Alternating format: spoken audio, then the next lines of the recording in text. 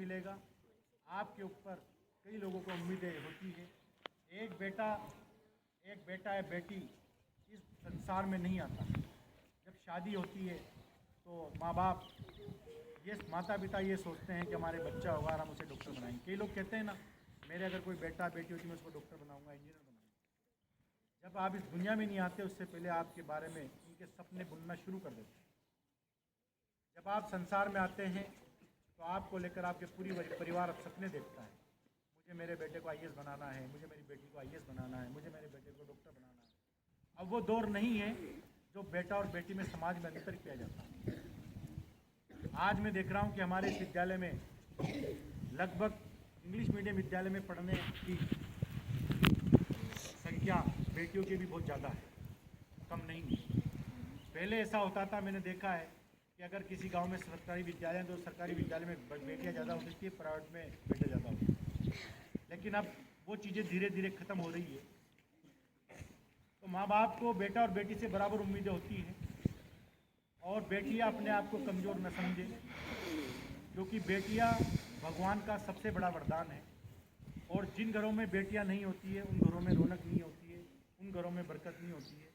और बेटियां जिन घरों में होती है, ईश्वर उन घरों को बहुत फलाता है, फूलता है। क्योंकि मोहम्मद साहब ने कहा था, जिस व्यक्ति ने 3 बेटियों को जन्म दिया, उनको अच्छी शिक्षा दिशा दी और उनका विवाह किया, ऐसा व्यक्ति स्वर्ग में जाएगा। जिस व्यक्ति ने 3 बेटियों को जन्म दिया, पढ़ाया लिखाया, तो ऐसे व्यक्ति का स्थान स्वर्ग है। तो हम बेटियों के प्रति अच्छी सोच बनाएं। हमारे देश के माननीय प्रधानमंत्री जी बेटी बचाओ बेटी पढ़ाओ पर काफ़ी फोकस कर रहे हैं। बेटियों को लेकर सरकार की अनेकों योजनाएं हैं ताकि बेटियों को समाज में एक अच्छा स्थान मिले। राजस्थान सरकार भी बेटियों के साथ होने वाले छोटे छोटे अपराध को बड़ी गंभीरता से, माननीय न्यायालय भी बड़ी गंभीरता से लेते हैं। तो बेटियों को घबराने की जरूरत नहीं है, पूरा समाज उनके साथ है। और आप कभी अपने आप को कमज़ोर न समझें। हमारी बेटियां पढ़ लिख कर, जब हमारे देश की आज से कई साल पहले स्वर्गीय इंदिरा गांधी जी प्रधानमंत्री बन सकती है, स्वर्गीय कल्पना चावला एक बहुत बड़ी वैज्ञानिक बन सकती है, ऐसी कई सानिया मिर्जा टेनिस स्टार बन सकती है।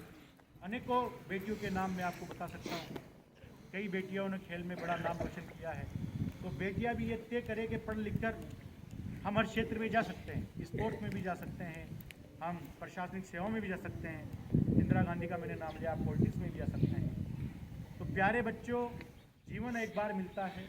आप ये तय कर लें कि समाज में हम पढ़ लिख कर बदलाव लाएंगे, हम समाज के लोगों को ऊंचा उठाने का प्रयास करेंगे। क्योंकि भगवान आपको अपना घर चलाना है, हमको हमारा स्कूल चलाना है, ड्राइवर को गाड़ी को चलाना है और किसी देश के मुख्यमंत्री को सिर्फ उस राज्य को चलाना है, किसी मंत्री को उसका डिपार्टमेंट को चलाना है। लेकिन भगवान को पूरी दुनिया को चलाना है। पूरी दुनिया को कौन चलाता है? ईश्वर। आप ये देख लो, सूर्य आज अगर पूरे दुनिया की सरकार चाहे, सूरज जैसी ठंड है, सूरज जैसी गर्मी पैदा कर सकता है। हम हमारे एक रूम को, जितना धूप पूरे राजस्थान को, पूरे भारत को, पूरी दुनिया को गर्म करता है, इतना हम हमारे एक रूम को गर्म नहीं कर सकते, एक कैंपस को कर सकते। तो आप इस बात का ध्यान रखें कि पूरी दुनिया को चलाने वाला कौन है? भगवान है। आज पानी देख लो आप, मैंने कई बार उदाहरण दिया पानी को लेकर, सबसे अनमोल फ्री में मिलता है, कहीं भी जाके मांग लो आप हवा देख लो आप, जिससे इंसान अपनी प्राणवायु, जिससे इंसान अपने जीवन को बचाता है, वो फ्री में मिलती है। तो भगवान ने हमें ये चीज़ें दी है, हम भगवान को हमेशा धन्यवाद दें और हम ये तय करें कि समाज में हम अच्छे लोगों की मदद करेंगे। समाज में हम जो दबे कुचले गरीब लोग उनकी मदद करेंगे, हम समाज को अच्छा बनाएंगे। अगर आपके अंदर ये जज्बा, ये हौसला होगा तो आपके काम में ईश्वर की मदद आएगी। कोई भी व्यक्ति चाहे अपराधी है, लेकिन अगर वो अपराध करता है तब भी उसको फील होता है मैंने काम गलत किया है, क्योंकि इंसान के अंदर भगवान ने रहम सबको दिया है। कभी कभी कई व्यक्ति गलत काम करते हैं लेकिन वो मानते हैं हमने गलत किया है।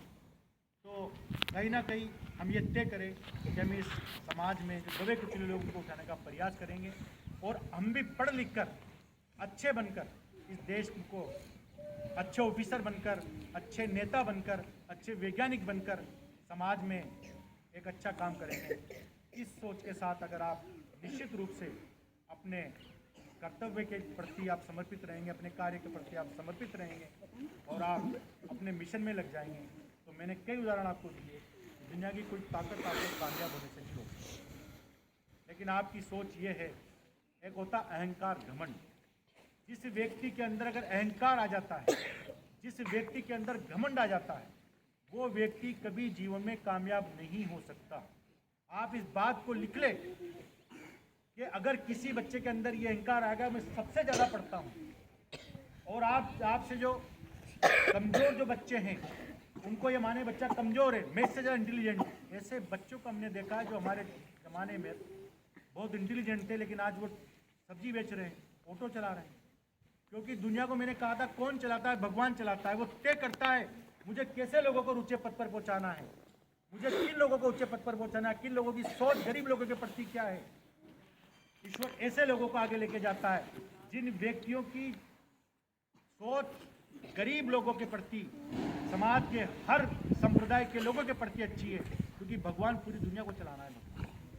उनको भगवान बुलंदियों पर लेके जाता है, उनको भगवान ऊंचाइयों पर लेके जाता है। आप इस बात को हमेशा दिमाग में रखें। अच्छी सोच अगर आपकी रहेगी तो निश्चित रूप से आपको कामयाबी मिलनी है। और संसार में ऐसे लोगों को कभी भगवान पैसा भी दे देता है जिनमें अहंकार है, ऐसे कोई काबिल, उनको कोई बड़ी पोस्ट दे देता है जिनके अंदर बुराइयां हैं, तो निश्चित रूप से उन लोगों का अंत बहुत बुरा होता है।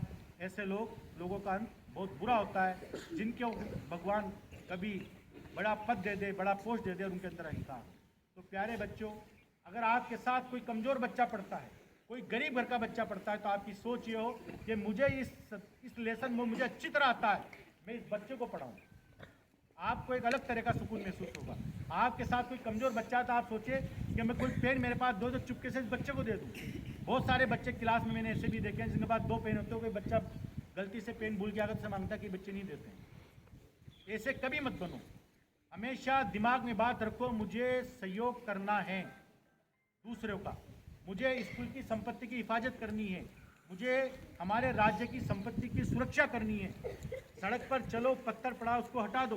कभी कहीं भी जाओ, राष्ट्रीय धरोहर हमारी इमारतें जो उन पर कई बच्चों को मैंने देखा खोदना शुरू कर देते हैं, कोई लिखना शुरू कर देते हैं। इन चीज़ों का ध्यान रखो। गाँव में मैंने देखा लाइट के बिल, बहुत से लोगों के बिजली वैसे ही चल रही है, ऐसे लोग भी ध्यान रखें कि लाइट का गलत यूज ना करें। ये सब चीज़ें, क्योंकि धीरे धीरे छोटी छोटी अच्छाइयाँ आपको बहुत बड़ा बनाती है, और छोटी छोटी गलती, छोटी छोटी बुराइयाँ एक दिन आपको बुराई की ओर धकेल देती है, आपको पता ही नहीं चलता। तो कोई लोग नेगेटिव बात करें, आप कभी नकारात्मक बात ना करें, अपने अंदर अहंकार को पैदा न करें। इतनी बात लेकर मैं अपनी बात खत्म करता हूँ। जय हिंद, जय भारत।